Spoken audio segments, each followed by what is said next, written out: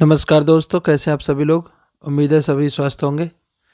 तो चलिए शुरू करते हैं। आज हमारा छठा टॉपिक है वंशानुक्रम एवं वातावरण से। तो ये जो है बाल विकास की अवस्था हम पढ़ रहे हैं, जिसमें से हमने 5 पूरे टॉपिक क्लियर कर लिए हैं। तो वो इसी पे आप चैनल पर जाके देख सकते हैं। अगर आप चैनल पर नए हैं तो प्लीज़ एक लाइक और एक सब्सक्राइब ज़रूर बनता है। यदि आप अभी नहीं दे रहे हैं तो टेंशन मत लीजिए, आप वीडियो कर लीजिए, उसके बाद दे दीजिएगा। और निश्चित आप वीडियो देखने के बाद कम से कम एक लाइक ज़रूर करके जाएंगे। तो चलिए शुरू करें। सबसे पहला क्वेश्चन क्या है? सबसे पहला क्वेश्चन कह रहा है वंशानुक्रम का अर्थ क्या होता है। वंशानुक्रम का अर्थ, हेरिडिटी का अर्थ क्या होता है? पर्यावरण का प्रभाव, समान उत्पन्न होना, सामाजिक विकास होना, व्यवहारिक परिवर्तन होना। तो हेरिडिटी आप जानते हैं, इसमें समान उत्पन्न होना, यानी चीज़ें क्या होती हैं? उत्पत्त होती हैं। उत्पन्न होने का मतलब होता है, मान लो कोई व्यक्ति है और जब उसकी संतान होगी तो दूसरी संतान जो होगी वो उसके जैसे होगी, सेम। थोड़ा बहुत वेरिएशन आता है लेकिन वो वैसा ही होता है। तो ये किसकी वजह से हुआ है? ये हुआ हमारा हेरिडिटी की वजह से। हर एक व्यक्ति के अंदर क्या होते हैं? जीन होते हैं, और वो जीन जो हैं वो एक पीढ़ी से दूसरी पीढ़ी में ट्रांसफ़र होते हैं। ये सारी चीज़ें किस में आती है? वंशानुक्रम में आती है, ध्यान रखना है। बच्चे अपने पिता जैसे दिखते हैं, किसकी वजह से? वंशानुक्रम की वजह से। आगे चलें। अगला हमारा प्रश्न संख्या 2। बी.एन. झा के अनुसार वंशानुक्रम क्या है? यहाँ पर अलग अलग साइकोलॉजिस्ट यानी मनोवैज्ञानिकों ने अलग अलग तरीके से क्या किया है, उसे परिभाषित किया है। तो बी.एन. झा के अनुसार अर्जित गुणों का योग है। अर्जित कहते हैं हमारे कमाए हुए मतलब हम जो कर रहे हैं उन गुणों का योग है। या पर्यावरणीय प्रभावों का है। पर्यावरणीय प्रभाव मतलब समाज, है ना। बैगोत्स्की ने समाज के बारे में चर्चा की थी, तो सामाजिक प्रभावों का परिणाम है। जन्मजात विशेषताओं का पूर्ण योग है, मतलब हम जो जन्मजात से हैं वो वाला है। या सामाजिक अनुभवों का समूह है। तो आपको ध्यान रखना है, बी.एन. झा के अनुसार जो बताया गया था वो क्या बताया था? जन्मजात विशेषताओं का पूर्ण योग क्या कहलाता है? आपका वंशानुक्रम कहलाता है, ध्यान रखना है। तो ये दूसरे वाला क्या हो जाएगा? सही हो जाएगा। आगे चलते प्रश्न संख्या 3। इसमें से एक क्वेश्चन आता ही आता है, तो आप इसे अगर पूरा कर लेते हैं तो आपका एक क्वेश्चन पूरा तय हो जाएगा। आगे चले प्रश्न संख्या 3। जे.ए. थॉम्सन के अनुसार वंशानुक्रम किसे कहते हैं? सामाजिक संबंध को कहते हैं, पीढ़ियों के बीच आनुवंशिक संबंध को कहते हैं, व्यवहारिक परिवर्तन को कहते हैं, शिक्षा का प्रभाव कहते हैं। सामाजिक संबंध कौन से होते हैं? सामाजिक संबंध होते हैं माता पिता, बहन भाई, है ना, शिक्षक छात्र, ये सभी क्या है? सामाजिक परिवर्तन है। पीढ़ियों के बीच आनुवंशिक, पीढ़ियों के बीच का मतलब क्या है? पिता, फिर उसके पुत्र, फिर उसके पुत्र, फिर उसके पुत्र। तो ये वाला हमारा बी वाला। तो इसका उत्तर कौन सा हो जाएगा? बी वाला एकदम सही हो जाएगा। व्यवहारिक परिवर्तन कहते हैं अधिगम को। किसको कहेंगे? अधिगम को, सीखने को हम व्यवहारिक परिवर्तन कहते हैं, और व्यवहारिक परिवर्तन एक स्थायी होता है। शिक्षा का प्रभाव, तो यह शिक्षा का प्रभाव से नहीं है क्योंकि वंशानुक्रम हो रही है। तो जे.ए. थॉम्सन के अनुसार यहाँ पर क्या है? ये पीढ़ियों के बीच आनुवंशिक परिवर्तन का उदाहरण है, ध्यान रखना है। प्रश्न संख्या 4। निम्न में से कौन सा वंशानुक्रम से प्रभावित होता है?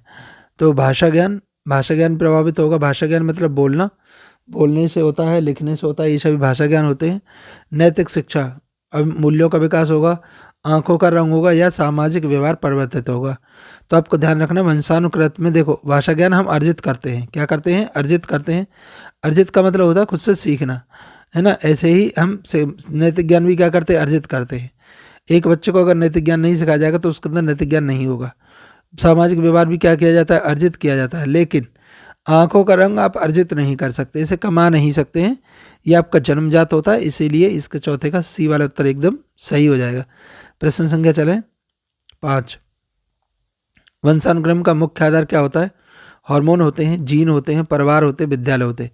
अब देखो, अभी हमने सीखा था विद्यालय, परिवार, और ये वाले क्या होते हैं? ये होते हैं समाज। विद्यालय और परिवार होते हैं समाज, जिनसे बच्चा सामाजिक अंतःक्रिया सीखता है। हार्मोन क्या होते हैं? हार्मोन हमारी बॉडी में, शरीर में अंतर के लिए, जो अंतर होता है हमारी बॉडी में, परिवर्तन जो होता है उसके लिए जिम्मेदार होते हैं। लेकिन जीन क्या करेंगे? जीन जो है वो कैरेक्टर्स को एक पीढ़ी से दूसरी पीढ़ी के अंदर लेके जाते हैं, ये ध्यान रखना है। आगे चलते प्रश्न संख्या 6। निम्न में से कौन सा अर्जित गुण है? अर्जित कहते हैं कमाया हुआ। देखो दोबारा से, कद कद आप कमा सकते हैं, है ना। त्वचा का स्किन, साइकिल चलाना और रक्त समूह। तो कद नहीं कमा सकते ना। कद क्या होता है? हमारा डीएनए में पहले से ही डिसाइडेड होता है। अब डीएनए की फुल फॉर्म क्या होती है? डीएनए की फुल फॉर्म होती है deoxyribose nucleic acid. Deoxyribose nucleic acid, ध्यान रखना है, डीऑक्सीराइबोज न्यूक्लिक एसिड। तो अब इसमें क्या क्या होता है? कद होगा, पहले से डिसाइडेड होगा। त्वचा का रंग, हम काले हैं गोरे हैं, ये इस बात का निर्णय पहले ही हो चुका होता है हमारे माँ बाप की स्किन के साथ। साइकिल चलाना, अब साइकिल चलाना एक अलग तरह का हो गया, लेकिन रक्त समूह भी हमारा पहले से डिसाइडेड होगा। और अगर हम रक्त समूह की बात करें तो हमारे पास 4 रक्त समूह थे, ए बी, ए बी और ओ, ये वाले 4 रक्त समूह होते, ध्यान रखना है। तो इसका कौन सा उत्तर सही है? सी वाला। आगे चले प्रश्न संख्या 7। वंशानुक्रम और पर्यावरण के संबंध में सही कथन कौन सा है? या वंशानुक्रम और पर्यावरण के संबंध में सही कथन कौन सा है? केवल वंशानुक्रम विकास को प्रभावित करेगा। विकास किस पर निर्भर करता है? वृद्धि पर। वृद्धि होती है तो विकास होता है। ध्यान रखना, वृद्धि और विकास एक दूसरे के पैरेलल होते हैं। केवल वंशानुक्रम विकास पर निर्भर करेगा, केवल पर्यावरण विकास पर निर्भर करेगा, ये दोनों से मिलकर प्रभावित करता है। तो इसका सही उत्तर क्या हो जाएगा? सी वाले, यानी दोनों से मिलकर। अब हमने ये सीख लिया है कि जो हमारा व्यक्तित्व है, जो पर्सनैलिटी है, जो हमारे स्किल्स हैं, वो पर्यावरण और वंशानुक्रम दोनों से मिलकर चलते हैं। ये ध्यान रखना है। कभी भी आपसे किसी भी प्रश्न में पूछा जाए तो आपको आंसर बताना है कि दोनों की मिली हुई प्रक्रिया ही हमें क्या करती है? सिखाती है। आगे प्रश्न संख्या 8, निम्न में से कौन सा उदाहरण वंशानुक्रम का है? ये इंपॉर्टेंट लगा लीजिएगा, इस तरह के क्वेश्चन आएगा, जरूर आते हैं। तो अच्छे संस्कार वंशानुक्रम से मिलते हैं। मधुमेह की प्रवृत्ति, शिष्टाचार और भाषा दक्षता। अब देखिए, भाषा दक्षता कहते हैं किसी भाषा में हम कितने माहिर हैं, है ना, हमारी एलिजिबिलिटी क्या है, तो वो भाषा दक्षता में आएगी। शिष्टाचार हमारा नैतिक में आता है, अच्छे संस्कार हमारे नैतिक में आते हैं। लेकिन मधुमेह की प्रवृत्ति, मधुमेह कहते हैं शुगर की डिसीज जो है वो वंशानुक्रम होती है। मतलब अगर पिता को शुगर है तो हो सकता है भविष्य में उसी उम्र पे जाके बेटे को भी शुगर अवश्य होगी। तो इसका जो है वो सी वाला उत्तर एकदम सही है। आगे नहीं, मधुमेह वाला बी वाला उत्तर एकदम सही है। आगे चलते, प्रश्न संख्या कौन सा हमारा? 9 है।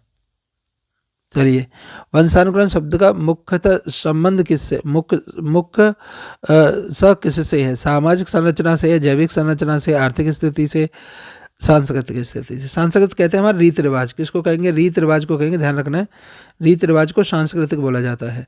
अब आर्थिक स्थिति से है, आर्थिक स्थिति पैसा होता है, जो अगर में पैसा धनी होती है उससे आर्थिक स्थिति कहते हैं। सामाजिक संरचना, हम किस तरह के समाज में रहते हैं। लेकिन जैविक संरचना हमारे माता पिता से मिलती है, इसीलिए 9 का बी वाला उत्तर जो है एकदम सही हो जाएगा, ध्यान रखिएगा। प्रश्न संख्या चलते हैं हम 10। आपको सेशन कैसा लग रहा है प्लीज़ बताइएगा। प्लीज़ 1 लाइक बनता है, प्लीज़ 1 लाइक जरूर दीजिएगा।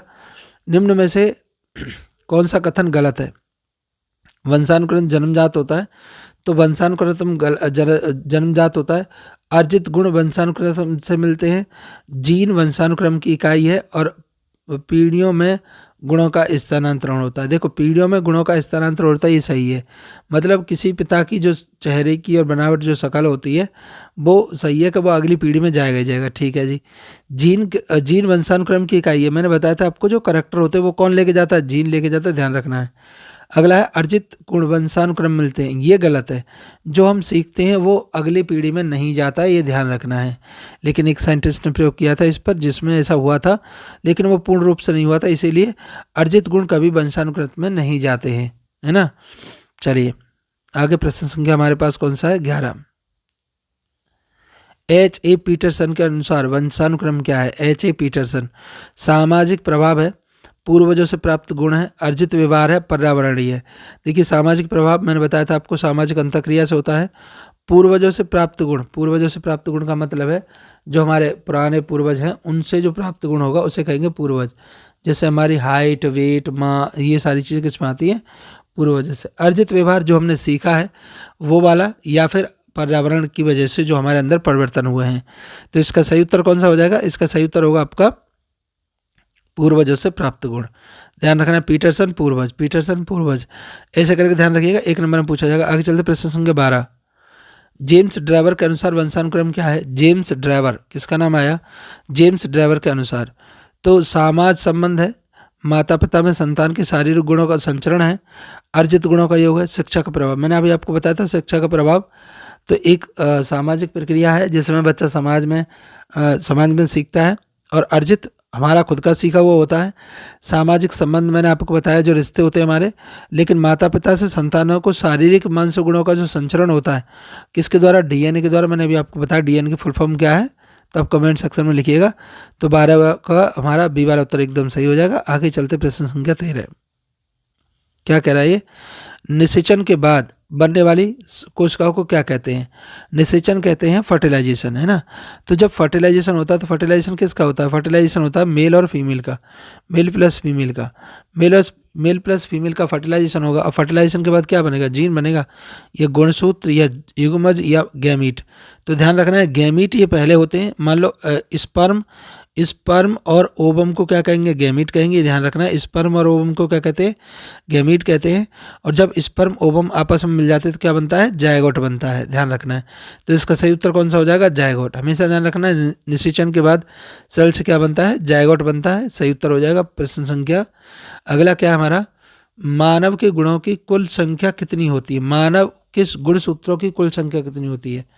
गुणसूत्र। अब गुणसूत्र टोटल कितने होते हैं इंसानों के अंदर? 46। ये रटने वाला है। 23 पेयर भी लिखा आता है कभी कभी, 23 पेयर। अगर आपसे पूछे कि जो गुण होते हैं वो कितने पेयर होते हैं तो आप आंसर बताएंगे 23 पेयर, है ना। इस तरीके से ध्यान रखना है। तो यहाँ पर कुल गुणों की कुल संख्या कितनी है? 23 पेयर है, तो पेयर का 2 से मल्टीपल कर लीजिए दोस्तों, तो यहाँ हो जाएंगे 46। ठीक है ना। आगे चलते हैं प्रश्न संख्या 15।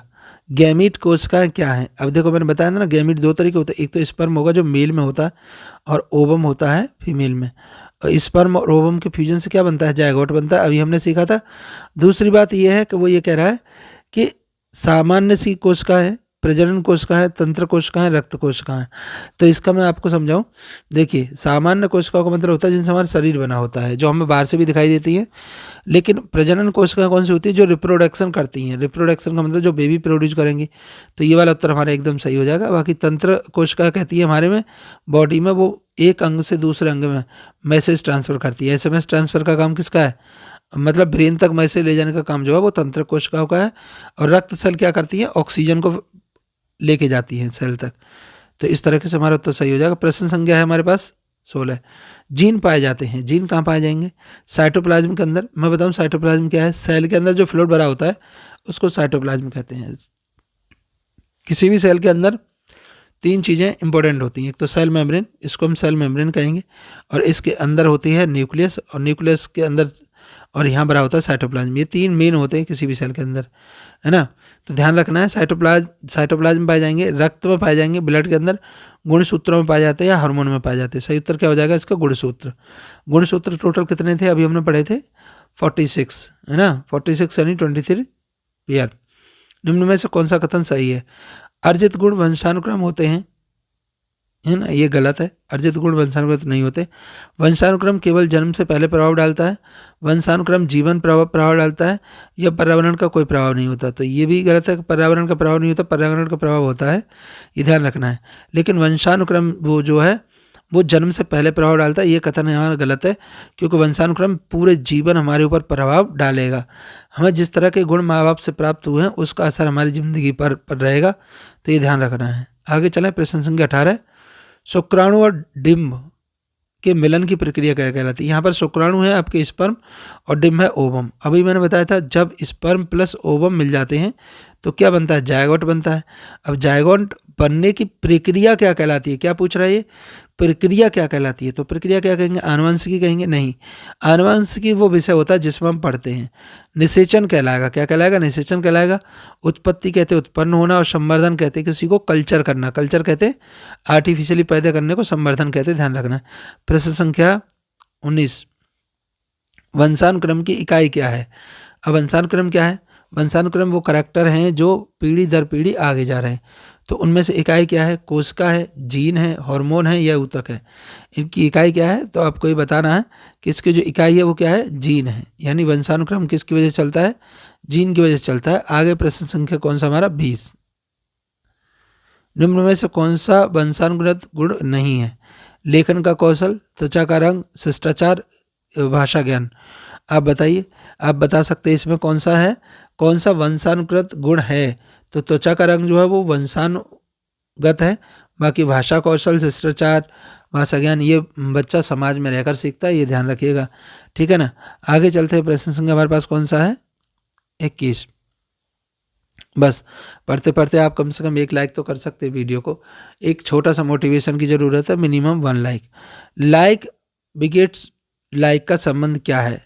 लाइक बिगेट्स पर्यावरण, सामाजिकरण, वंशानुक्रम या शिक्षा। तो लाइक मतलब समान समान को, बिगेट्स मीन्स पैदा करना होता है, समान समान को पैदा करेगा, तो इसका सही उत्तर क्या हो जाएगा? आपका सही उत्तर होगा आपका वंशानुक्रम। क्या उत्तर होगा? वंशानुक्रम इसका एकदम सही उत्तर होगा, ध्यान रखना है। प्रश्न संख्या चलते हैं हम 22। 22 में क्या कह रहा है? अर्जित गुण कौन सा है? मैंने आपको 2 बताए, 2 तरह के हमारे अंदर गुण पाए जाते हैं। एक पाया जाता है अर्जित गुण, और एक पाया जाता है जो माता पिता से मिलता है। किससे मिलता है? माता पिता से मिलता है। तो रक्त समूह हमें माता पिता से मिलेगा, है ना। कद कद हमें माता पिता से मिलेगा। तैरना सीखना हम अर्जित करेंगे, और आंखों का रंग माता पिता से मिलेगा। तो कौन सा उत्तर हो गया? आंखों, वो तैरना सीखना। तैरना सीखना क्या है? अर्जित गुण है, ध्यान रखना। अर्जित कहते हैं खुद से सीखा हुआ। बस सिंपल सी चीज़ ध्यान रखनी है आपको। आगे चलें, आगे हमारा प्रश्न संख्या 23। वंशानुक्रम और पर्यावरण का क्या संबंध होता है? तो एक दूसरे के परस्पर पूरक होते हैं। पूरक क्या है? देखो, विरोधी तो हो नहीं सकते। विरोधी क्यों नहीं हो सकते? मान लो आपको गुण मिला है कि आपका कद जो है वो छोटा है, अब ये वंशानुक्रम हो गया। अब छोटा व्यक्ति है तो उसी हिसाब से वो काम भी करेगा। अब उससे कहो कि वो बड़ी नौकरी करे, आर्मी जैसे वगैरह, पुलिस वगैरह में, तो नहीं जा सकता। तो विरोधी नहीं हो सकते हैं, है ना। स्वतंत्र भी नहीं हो सकते हैं। स्वतंत्र कहाँ? ये कद और कहाँ योग्यता, तो वो स्वतंत्र कहाँ हुआ? परस्पर पूरक है, ये वाला उत्तर हमारा सही हो जाएगा। असंबंधित वाला नहीं होगा, क्योंकि संबंध तो है और एक दूसरे की क्या है? पूरक है। जितना आपका वंशानुक्रम अच्छा होगा उतना आपका पर्यावरण जो है वो अच्छा होगा, तो आपका विकास भी बहुत अच्छा हो सकता है। ये पूरक होते, ध्यान रखना। प्रश्न संख्या क्या है? 24। इसमें कह रहा है इनमें से वंशानुक्रम का उदाहरण नहीं है। कौन सा उदाहरण नहीं है? बालों का रंग। बालों का रंग ऑब्वियसली वंशानुक्रम का उदाहरण है। और संगीत सीखना, ये वंशानुक्रम का उदाहरण नहीं हो सकता। हो सकता है आपके माता पिता ने संगीत नहीं सीखा हो, लेकिन आप सीख रहे हो, तो ये वंशानुक्रम का उदाहरण नहीं हो सकता। आंखों का रंग, रक्त समूह, ये वाले वंशानुक्रम के उदाहरण होते हैं, ध्यान रखना। प्रश्न संख्या 25। गुणसूत्र पाए जाते हैं। अब देखो, गुणसूत्र किस में पाए जाएंगे? कोशिका व्यक्ति में, नाभिक में, साइटोप्लाज्म में या झिल्ली में। अब जो क्रोमोसोम्स होते हैं, देखो क्रोमोसोम और जीन में अंतर होता है, ध्यान रखना है। क्रोमोसोम के ऊपर पाए जाते हैं जीन, क्रोमोसोम के ऊपर। तो क्रोमोसोम कहाँ पाए जाते हैं? नाभिक के अंदर। नाभिक के अंदर मैंने बताया था सेल मेन 3 पार्ट होते हैं। पहला पार्ट होता है हमारा सेल, उसमें होता है न्यूक्लियस। तो न्यूक्लियस के अंदर क्या पाए जाते हैं? गुणसूत्र पाए जाते हैं, ये ध्यान रखना है। आगे चलते, प्रश्न संख्या 26। वंशानुक्रम का अध्ययन किस विज्ञान में किया जाता है? तो आपको पता है, समाजशास्त्र में तो करेंगे नहीं, मनोवैज्ञानिक के अंदर भी नहीं, इसको किया जाता है जेनेटिक्स के अंदर, आनुवांशिकी। आनुवांशिकी के अंदर हम आनुवांशिकता गुण के बारे में पढ़ रहे होते हैं, ये ध्यान रखना है। आगे चलें, आगे प्रश्न संख्या है हमारा 27। क्या कह रहा है 27 में? 27 में कह रहा है वो प्रभाविता का नियम, लॉ ऑफ डोमिनेंस किसने प्रतिपादित किया था? लेमार्क ने, डार्विन ने, मेंडल ने या वॉटसन ने। तो इसमें से किसने इसे प्रतिपादित किया था? तो law of dominance. Law of dominance क्या है? लॉ ऑफ डोमिनेंस है कि जिसको हम कोई, जैसे हम किसी अंग का अगर हम ज़्यादा यूज करते हैं तो उसकी वृद्धि भी क्या होगी? ज़्यादा होगी।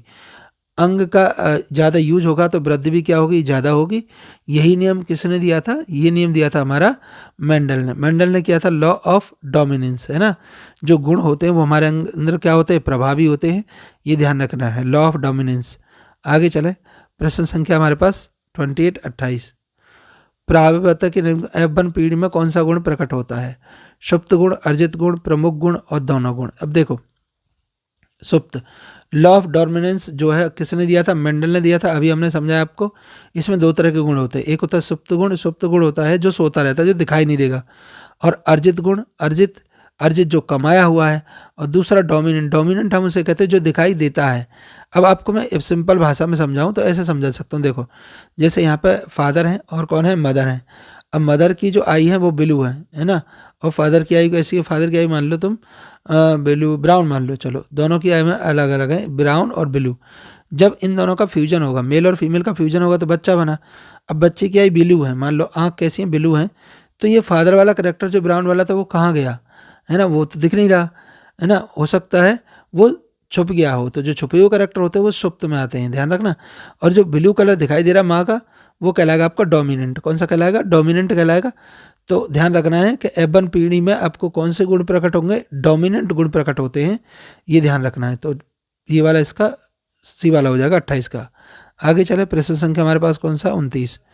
युग्मकों के विभाजन का नियम क्या बताता है? युग्मकों के विभाजन का नियम क्या बताता है, इसको देखिए। तो क्या कह रहा है ये? सभी गुण एक साथ रहते हैं, सभी गुण एक साथ रहते हैं, बिल्कुल सही है, सभी एक साथ ही रहते हैं।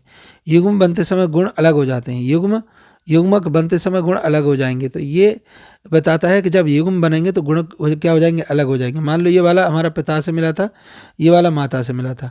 आपको पता है डीएनए स्ट्रक्चर कैसा होता है? डीएनए स्ट्रक्चर डबल हेलिक्स होता है, इस तरीके से सीढ़ीनुमा। अब ये सीढ़ी क्या है? एक्चुअली ये सीढ़ी को हम बीच में से काट देते हैं हम। तो ये वाला मदर का होगा और ये वाला किसका हो गया? फादर का हो गया। तो मान लो ये वाला गुण है जो आई को वो कर रहा था डिनोट, मान लो ब्लू आई इनकी थी तो ये अलग हो गया। अब जो ब्राउन आई थी वो इनकी थी, वो तो ये भी अलग हो गया। तो इस तरीके से दोनों क्या हो गए? अलग अलग हो गए, ये ध्यान रखना है। तो युग्मकों के बनते गुण सभी अलग हो जाते हैं, यही हमारा क्या है? युग्मों के विभाजन का नियम होता है। अर्जित गुण संचारित नहीं होते हैं, पर्यावरण का प्रभाव अलग चीज़ है, ये इसमें नहीं समझाई गई। तो बी वाला उत्तर हमारा एकदम सही हो जाएगा। प्रश्न संख्या चलते हैं हम 30।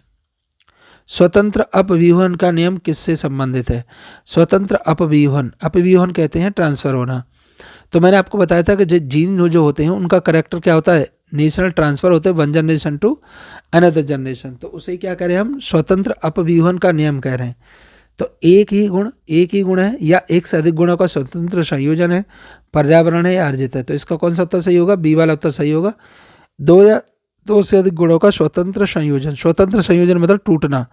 दो गुण हैं जो अलग अलग हो रहे हैं अभी, तो ये अलग चला जाएगा, ये अलग चला जाएगा, तो उसको क्या कहेंगे हम? स्वतंत्र संयोजन कहेंगे। 30 का हमारा बी वाला उत्तर एकदम सही है। प्रश्न संख्या चलते हैं 31। भिन्नता का नियम किससे संबंधित है? भिन्नता का नियम किससे संबंधित है? समानता से, संतानम विविधता से, अर्जित गुणों से, पर्यावरण से। तो बी वाला उत्तर इसका सही होगा। विविधता का मतलब क्या होता है? देखो पिता होते हैं, पिता के मान लो 4 पुत्र हैं, कितने हैं? 4 हैं, लेकिन वो चारों अलग अलग होंगे, आपस में उनकी शक्ल जरूरी नहीं है कि मिले। माँ कभी कभी हो सकता है मिल सकती है, लेकिन ज़्यादातर केस में आपने देखा होगा 4 भाई हैं तो 4 भाइयों की शक्ल कैसी होगी? अलग अलग होगी, ये आपको ध्यान रखना है। तो इसमें वो कह रहा है कि ये किस तरह का है? तो ये संतानों में विविधता का नियम है। आगे चलते हैं, प्रश्न संख्या हमारे पास कौन सा है? 32। प्रत्यागमन का नियम क्या है? लॉ ऑफ सेग्रीगेशन किसको दिखाता है? Law of segregation. श्रेष्ठ संतान हमेशा श्रेष्ठ होती है, संतान औसत की ओर लौटती है, अर्जित गुण बढ़ते हैं, पर्यावरण का प्रभाव नहीं होता है। तो ध्यान रखना है, इसका कौन सा उत्तर सही है हमारा? संतान औसत की ओर लौटती है। किसकी ओर लौटेंगी? औसत की ओर, है ना। औसत का मतलब क्या है? देखो माता और पिता के जुड़े हुए जो करेक्टर होते हैं उनका जो एवरेज आएगा, तो एवरेज आएगा वही किसके गुण होंगे? संतान के होंगे, ध्यान रखना है। ये भी नहीं कि वो केवल 100% माता पे 100% पिता पे जाएगा, नहीं, उस दोनों का जो एवरेज होगा वो बच्चों में जाता है, इसी को हम क्या कर रहे हैं? औसत। ध्यान रखना है। प्रश्न संख्या 33। अर्जित गुणों में संक्रमण का सिद्धांत किसने दिया? संक्रमण, अब देखो अर्जित गुणों में संक्रमण हो रहा है, संक्रमण कहते हैं यहाँ ट्रांसफर होना वन स्टेट टू अनदर, तो इसका है लेमार्क। बाद में किसने दिया संक्रमण का सिद्धांत? लेमार्क ने दिया, ध्यान रखना है। प्रश्न संख्या 34 क्या कह रहा है? मेंडल ने प्रयोग किया था। मेंडल ने प्रयोग किस पे किया? गेहूं पर, चावल पर, मटर पर, चना पर, सरसों पर। तो मेंडल का प्रयोग जो है वो पी प्लांट पे किया था, अब ये पूछे क्यों किया था? तो इसको आसानी से उगाया जा सकता है, बहुत आसानी से इस पर अध्ययन किया जा सकता है। इसके अंदर एकदम अलग कलर वो करेक्टर्स पाए जाते हैं, लक्षण अलग होते हैं जिन्हें आसानी में पहचाना जा सकता है। प्रश्न संख्या 35 क्या कह रहा है? सुप्त गुण कब प्रकट होता है? तो सुप्त जो मतलब मैंने आपको बताया था 2 तरह का गुण होता है, एक जो दिखाई नहीं देगा उसे सुप्त कहेंगे, जो दिखाई देगा उसे डोमिनेंट कहते हैं। तो ये हमेशा F2 में आते हैं। कब आएंगे? F2 में आते हैं, ध्यान रखना है। प्रश्न संख्या चलते हैं हम 36। 9:3:3:1। ये वाला जो करेक्टर है वो आपका F2 का है, ये ध्यान रखना है। किस में है? F2 में पाया जाता है जब F2 होती है। लेकिन यहाँ पे पूछ रहा mono hybrid, di hybrid, test cross और बैक क्रॉस। अब देखो मैं मतलब बताता हूँ इनके क्या हैं। मोनोहाइब्रिड का मतलब जब हम किसी एक करैक्टर की, एक लक्षण की तुलना करते हैं, एक लक्षण की जब तुलना करेंगे तो उसे क्या कहेंगे, मोनोहाइब्रिड कहेंगे। जब एक से ज़्यादा लक्षण की तुलना करेंगे तो उसे डाई हाइब्रिड कहते हैं, है ना। दो लक्षण जैसे आँख का कलर और बालों का कलर, तो दो दो हो गए। टेस्ट क्रॉस कैसे कहते हैं, चेक करना, है ना। तो किस तरह के उसके अंदर डीएनए है उसको टेस्ट क्रॉस कहेंगे। बैक क्रॉस कब कहते हैं, जब फादर का डीएनए और जो उसकी डॉटर का डीएनए उसको क्या करते हैं हम, आपस में क्रॉस कर दें तो उसे बैक क्रॉस कहेंगे, ध्यान रखिएगा। तो इसका कौन सा उत्तर सही है हमारा, अनुपात पाया जाता है हमारा किस में मिलेगा बताओ 36 का, तो आपका बी वाला डाई हाइब्रिड में ये वाला अनुपात मिलता है, ध्यान रखना है। प्रश्न संख्या चलते हैं हम 37। प्रमुख गुण का प्रतीक सामान्यतः कैसे दर्शाया जाता है, प्रमुख गुण का प्रतीक सामान्यतः कैसे दर्शाया जाता है, छोटे अक्षरों से, बड़े अक्षरों से, अंक से, चिन्ह से, किससे दर्शाया जाएगा। तो इसका जो सही उत्तर है आपका 37 का वो हो जाएगा आपका बी वाला, यानी बड़े अक्षरों से। तो कैपिटल एम और स्मॉल एम। तो कैपिटल का मतलब हो गया कि ये वाला डोमिनेंट है और ये रिसेसिव यानी सुप्त है, जो छोटा होगा उसे सुप्त से दर्शाते हैं और प्रमुख होते हैं उसे कैपिटल से। मेंडल के नियम किस विज्ञान पर आधारित थे, तो ये आपको पता है आनुवंशिकी पर आधारित थे, ध्यान रखना है, जेनेटिक्स। आगे प्रश्न संख्या हमारे पास कौन सा 39। बालक में तंत्र की बनावट मुख्यतः किससे प्रभावित होती है, विद्यालय से होगी, वंशानुक्रम से होगी, मित्र समूह से होगी, खेल समूह से। अब तंत्र क्या है, हमारी बॉडी के अंदर मैसेज को ट्रांसफर करने के लिए एक तंत्र सिस्टम पाया जाता है, यानी सेल्स आपस में जुड़कर बॉडी के डिफरेंट पार्ट्स में मैसेज को ट्रांसफर करती हैं। तो इसी को ये किससे मिलेगा, हमें वंशानुक्रम से मिलेगा, हमेशा ध्यान रखना है, किससे मिलेगा, वंशानुक्रम से मिलेगा। आगे चलते प्रश्न संख्या हमारे पास कौन सा है 40। शारीरिक विकास पर वंशानुक्रम का प्रभाव किस माध्यम से होता है। अब शारीरिक विकास पर वंशानुक्रम का प्रभाव किस माध्यम से होगा, भोजन से होगा, जीन से होगा, खेल से, समाज से।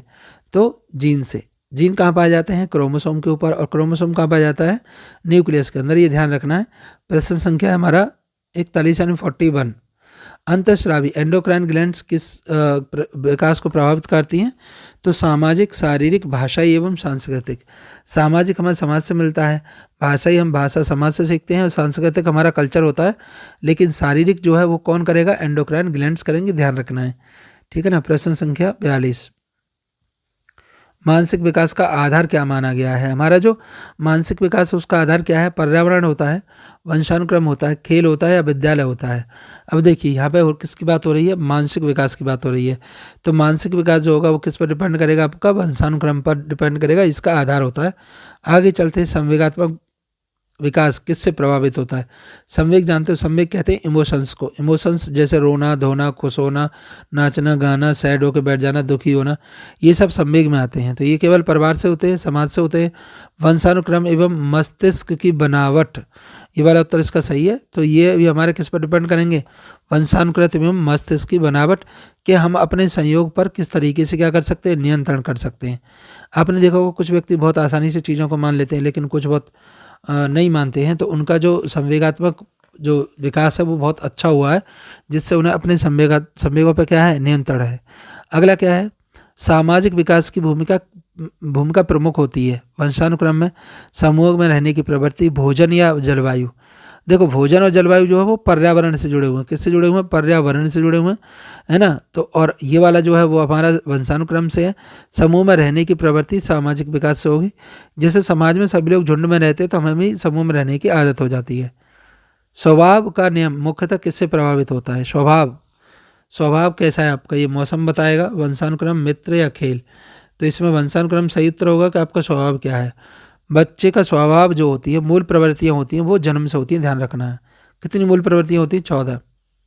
अगला देखो, चरित्र निर्माण में किसका प्रभाव होता है, चरित्र केवल वातावरण, केवल वंशानुक्रम या दोनों। तो इसका उत्तर कौन सा हो जाएगा, दोनों हो जाएगा, कि वातावरण और वंशानुक्रम दोनों से हमारे चरण का निर्माण होता है। प्रश्न संख्या 47। बुद्धि पर प्रभाव डालने वाले कारक कौन से हैं, खेल है, वंशानुक्रम है, मित्र है, पुस्तक है। तो बुद्धि पर कौन विकास डालेगा, वंशानुक्रम डालेगा, ध्यान रखना है। आगे प्रश्न संख्या 48। व्यवसायिक योग्यता का संबंध किससे। अब देखो व्यवसायिक योग्यता किससे होगी, शिक्षा से जुड़ी होगी, समाज से, वंश परंपरा से, या मौसम से। व्यवसायिक योग्यता वंश परंपरा से, वंश परंपरा से। तो वंश परंपरा का मतलब क्या है कि जब व्यक्ति के घर में कोई पहले से आ रहा होगा तो वो उसके अंदर योग्य होगा, क्योंकि वो जन्मजात उसने चीज़ें सीखी हैं, ठीक है ना। प्रश्न संख्या 49।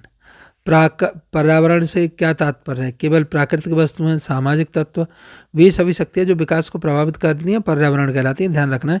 सी वाला उत्तर इसका एकदम सही हो जाएगा। आगे चलते प्रश्न संख्या 50। मोस्ट इंपोर्टेंट में डाल लेना इसे भाई, है ना। क्या है ये?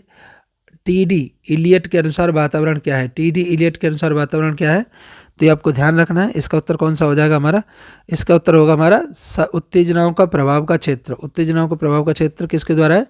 टी.डी. इलियट के द्वारा है। प्रश्न संख्या चलते हैं 51। पी जिसवर्ट के अनुसार वातावरण क्या है?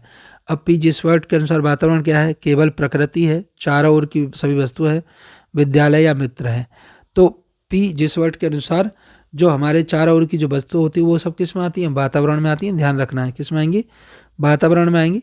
तो चारों ओर की वस्तुओं को हम किस में रखते हैं? वातावरण में रखते हैं। प्रश्न संख्या 52 52। बोरिंग, लेगफील्ड और वील्ड के अनुसार वातावरण कब प्रभाव डालता है? जन्म से, गर्भाधान से मृत्यु तक, विद्यालय से तक, किशोरावस्था तक। बी वाला उत्तर सही हो जाएगा, क्योंकि वातावरण का प्रभाव जन्म से, गर्भाधान से लेकर मृत्यु तक पड़ता है। हम जैसे वातावरण में रहेंगे, जैसे इन्वायरमेंट में रहेंगे, वैसे ही हमारा शारीरिक विकास और वृद्धि भी होगी, ये ध्यान रखना। प्रश्न संख्या हमारे पास 52। वातावरण मुख्यतः कितने प्रकार का होता है? 1 प्रकार का, 2 का, 3 का या 4 का? वातावरण कितने प्रकार का होगा? तो ये आपको ध्यान रखना है कि जो वातावरण होता है हमारा वो कितने प्रकार का होता है? 2 प्रकार का होता है, ध्यान रखना है। एक तो आर्टिफिशियल, दूसरा नेचुरल। प्रश्न संख्या 54। ये वाला क्वेश्चन टेट में पूछा गया था, टेट में, है ना। टेट का प्रीवियस क्वेश्चन है। वॉटसन का कथन मुझे 1 दर्जन शिशु दे दो किसका समर्थन करता है? वंशानुक्रम का करता है, वातावरण का करता है, दोनों का करता है, या किसी का नहीं करता? तो इसमें कौन सा होगा आपका? ध्यान रखना है कि जो हमारा 54 वाला है उसका जो सही उत्तर है वो कौन सा है? वातावरण का। तभी तो उन्होंने कहा था मुझे 1 दर्जन शिशु दे दो, उसके बाद मैं उन्हें डॉक्टर, इंजीनियर, जो कुछ बनना वो बना सकता हूँ। यानी इन्होंने वंशानुक्रम को नहीं माना, किसको ध्यान दिया? केवल वॉटसन वातावरण को। आनुवंशिकता से भिन्न समान व्यक्ति समान नहीं होते, किंतु समान वातावरण में उन्हें समान बना देता है। यह कथन किसका है? अब देखो, आनुवंशिकता से कैरेक्टर इसके अंदर कुछ और है, इसके अंदर कुछ और है, लेकिन जब वो एक ही समाज में रहेंगे तो एक जैसे की तरह व्यवहार करेंगे। तो इसका सही उत्तर कौन सा हो जाएगा? वुडवर्थ। किसने दिया है ये? वुडवर्थ ने दिया है, ध्यान रखना है। प्रश्न संख्या चलते हैं हम 56। बाल विकास मुख्यतः किसके संयुक्त परिणाम है? बाल विकास किससे होता है? बाल विकास होगा आपका वंशानुक्रम और वातावरण दोनों की जुड़ी हुई शक्ति होती है, दोनों से बाल विकास पूर्णतः होता है, ध्यान रखना है। प्रश्न संख्या हमारे पास कौन सा है? 57। बाह्य वातावरण किसे कहते हैं? गर्भाशय की परिस्थितियों को कहेंगे, जीन को कहेंगे, जन्म के बाद भौतिक एवं सामाजिक परिस्थितियों को कहेंगे, या गुण को कहेंगे? बाह्य वातावरण कहते हैं जो बाहर से हमें प्रभावित करता है। तो इसके बाद क्या होगा? जन्म के बाद भौतिक एवं सामाजिक परिस्थितियां वाला उत्तर सही हो जाएगा, ध्यान रखना है। प्रश्न संख्या हमारे पास कौन सा? 58। भौतिक वातावरण में क्या शामिल है? जीन शामिल है, जलवायु, पृथ्वी शामिल है, परिवार, विद्यालय। तो इसका कौन सा उत्तर सही होगा? बी वाला उत्तर सही होगा, यानी जलवायु, पृथ्वी और सूर्य ये भौतिक वातावरण में शामिल होते हैं। प्रश्न संख्या 59। सामाजिक वातावरण का संबंध किससे है? जो समाज होता है उस वातावरण का संबंध किससे है? तो सामाजिक वातावरण का संबंध होता है प्राकृतिक वस्तुओं से, समाज की परिस्थितियों से। किससे? समाज की परिस्थितियों से, यानी आप जिस परिस्थिति में रहेंगे आपका विकास उसी प्रकार से होगा, ये ध्यान रखना। प्रश्न संख्या 60। आर्थिक वातावरण किससे संबंधित होता है? आर्थिक वातावरण किससे संबंधित होता है? तो मेरे प्रिय दोस्तों, आर्थिक जो वातावरण, आर्थिक मतलब क्या होता है? पैसा। अब पैसा किससे जुड़ा है? संस्कृति से जुड़ा है, उत्पादन एवं वितरण से जुड़ा है, जलवायु से या आनुवंशिकी से। तो आर्थिक जो होगा वो किससे जुड़ा होगा? आपको ध्यान रखना है, इसका जो सही उत्तर होगा वो उत्पादन एवं वितरण से जुड़ा होगा। ये हमारा किसका है? आर्थिक से है। प्रश्न संख्या 61। सांस्कृतिक वातावरण में क्या सम्मिलित है? सांस्कृतिक तो जन, रीतियाँ, प्रथाएं एवं कलाएं। मैंने बताया था ना, जो हमारे संस्कार होते हैं, जो कल्चर होता है उसे हम सांस्कृतिक वातावरण कहते हैं। क्या कहते हैं? सांस्कृतिक वातावरण कहते हैं, हमेशा ध्यान रखना है। प्रश्न संख्या 62। मनोसामाजिक वातावरण किससे बनता है? मनो और सामाजिक। अब देखो, मनो और सामाजिक व्यक्ति की अंतःक्रिया से मनोसामाजिक वातावरण बनेगा। मनोसामाजिक वातावरण का मतलब है एक दूसरे की मन की बात को समझना। तो ये हमारा बी वाला उत्तर एकदम सही हो जाएगा। आगे चलते प्रश्न संख्या 63। मूलभूत आवश्यकताओं में क्या शामिल होता है? मूलभूत आवश्यकताओं में रोटी, कपड़ा और मकान। रोटी, कपड़ा और मकान इंपॉर्टेंट लगा लीजिएगा, पूछा गया था एक बार टेट में। तो मूलभूत सुविधा में रोटी, कपड़ा और मकान होता है, ध्यान रखना है। प्रश्न संख्या क्या है हमारे पास? 64। पारिवारिक परिवेश का मुख्य प्रभाव मुख्यतः किस पर पड़ता है? अब पारिवारिक परिवेश है तो शारीरिक विकास पर पड़ेगा, मानसिक पर पड़ेगा, सर्वांगीण विकास पर पड़ेगा। तो सी वाला उत्तर इसका एकदम सही हो जाएगा कि परिवार में जो प्रभाव पड़ते हैं वो सर्वांगीण यानी मानसिक और शारीरिक दोनों पर पड़ता है, ये ध्यान रखना। प्रश्न संख्या चलते हैं हम 65। रोग और दुर्घटनाएं किस विकास को प्रभावित करती हैं? रोग और दुर्घटनाएं, तो रोग या दुर्घटना केवल शारीरिक को करेंगे, मानसिक को करेंगे, दोनों को करेंगे या सामाजिक को करेंगे? तो ध्यान रखना है जब वो व्यक्ति रोगी होगा तो वो उसके मानसिक और शारीरिक दोनों को क्या करेंगे? प्रभावित करेंगे। तो सी वाला हमारा उत्तर एकदम क्या हो जाएगा? सही हो जाएगा, है ना। आगे चलते, प्रश्न संख्या हमारे पास कौन सा है? 66। विद्यालय का वातावरण बालक को कैसे प्रभावित करता है? परीक्षा द्वारा, शिक्षक के व्यवहार एवं सुविधाओं द्वारा। तो ये वाला उत्तर हमारा सही हो जाएगा। खेल द्वारा नहीं और प्रभाव का नहीं है, तो हमारा दूसरा बी वाला उत्तर एकदम सही है। प्रश्न संख्या चलते हैं हम 67। मनुष्य एक सामाजिक प्राणी, एक कथन किसका है? मनुष्य एक सामाजिक प्राणी, एक कथन किसका है? तो वंशानुक्रम का है, समाज एवं संस्कृति, जीन या हार्मोन? समाज एवं संस्कृति का होगा। मनुष्य कैसा है? हमारा एक सामाजिक प्राणी, ध्यान रखना। प्रश्न संख्या हमारे पास कौन सा है? 68। समाज के रीति रिवाज में मान्यता किसे प्रभावित करती हैं? शारीरिक वृद्धि को या व्यक्तित्व व्यवहार को? तो इसका सी वाला उत्तर सही हो जाएगा। शारीरिक जो रीति रिवाज होती है, जो मान्यता होती है, वो हमारे व्यक्तित्व एवं व्यवहार दोनों को क्या करती हैं? प्रभावित करती हैं। इसका हमारा सी वाला उत्तर एकदम सही है। आगे प्रश्न संख्या चलते हैं 69। जनसंचार माध्यम का प्रभाव किस पर पड़ता है? केवल मनोरंजन पर, केवल भाषा पर, विचार दृष्टि पर, केवल लेख पर? तो जनसंख्या संचार माध्यम का प्रभाव किस पर पड़ेगा? विचार एवं दृष्टिकोण पर पड़ेगा, ये ध्यान रखना है। सी वाला उत्तर इसका एकदम सही हो जाएगा, विचार एवं दृष्टिकोण। आगे चलें, प्रश्न संख्या 70। रेडियो एवं दूरदर्शन का उपयोग शिक्षा में महत्वपूर्ण क्यों है? केवल मनोरंजन के लिए?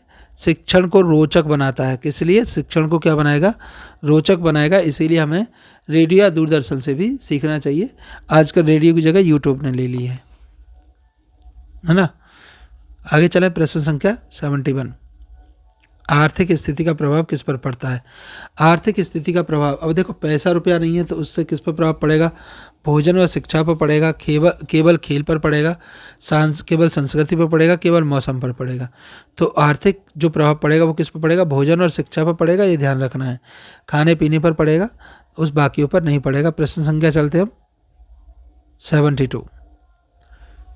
स्वस्थ पारिवारिक वातावरण क्या होता है? स्वस्थ पारिवारिक विकास रुक जाना, बालक में असुरक्षा बढ़ती है, संतुलित विकास होता है। अगर स्वस्थ पारिवारिक वातावरण होगा तो विकास कैसा होगा? संतुलित होगा, है ना। उसका शारीरिक मानसिक विकास एकदम सही से होगा। उसको हम क्या करें? प्रश्न संख्या अगला भौतिक वातावरण का उदाहरण है। भौतिक में परिवर्तन आता है, प्रकार आता है, परिवार आता है, संस्कृति आती है, विद्यालय। तो पर्वत कैसा होगा? हमारा भौतिक वातावरण होगा, ये ध्यान रखना है। प्रश्न संख्या हमारे पास कौन सा है? 74। मनोसामाजिक वातावरण मुख्यतः किससे बनता है? प्रकृति से, जीन से, पारपाश? ये तुम्हारा रिपीट हुआ क्वेश्चन हमारा, सी वाले सही है इसका। जब हम आपस में बातें करेंगे तो उससे क्या हमारा मनोसामाजिक वातावरण जो है वो क्रिएट होता है। विद्यालय में शिक्षक की सहानुभूति व्यवहार क्या बढ़ाता है? भय बढ़ाता है, आत्मविश्वास बढ़ाता है, तनाव और सुरक्षा? तो आत्मविश्वास बढ़ता है। विद्यालय में शिक्षक जितना सहानुभूति दिखाएगा, बच्चे में आत्मविश्वास कॉन्फिडेंस उतना बढ़ जाएगा। प्रश्न संख्या 76। बाल विकास का अंतिम निष्कर्ष क्या है? केवल वंशानुक्रम महत्वपूर्ण है, वातावरण, दोनों का संयुक्त प्रभाव पड़ता है बाल विकास पर, ये ध्यान रखिएगा।